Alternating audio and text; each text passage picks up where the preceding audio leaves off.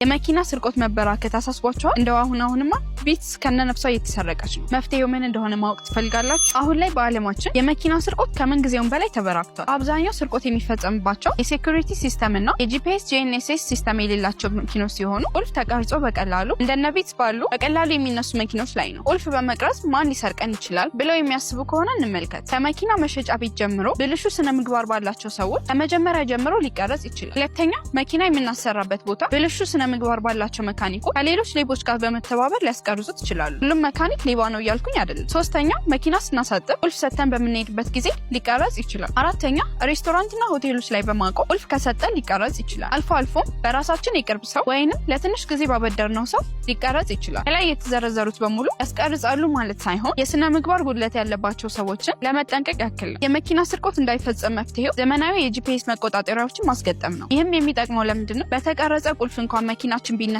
ሞተሩን ለመቆለፍ ስለሚያስችለን ቁልፍ ተቀርጾ የስርቆት ጉዳይ በጭራሽ አያሳስበንም። ሌላኛው ደግሞ እኛ ካጠርነው አጥር ወይም ድንበር ለመውጣት በሚሞክሩበት ጊዜ ወደኛ መልእክት ስለሚልክ ነው። በመጨረሻም እኛ ጋር የምታገኙት ሲስተም ጥቅሙ መኪናው በሚነሳበት ጊዜ ተነስቶ ምንም ያክል ርቀት በሚሄድበት ጊዜ እንዲሁም ደግሞ መኪናው ያለኛ ትዕዛዝ በሚሄድበት ጊዜ ሞተር ቆልፈን እንዲቆም ማድረግ ስለምንችል ነው። ይህን አገልግሎት በእነዚህ ስልክ ቁጥሮች በመደወል ማግኘት ትችላላችሁ።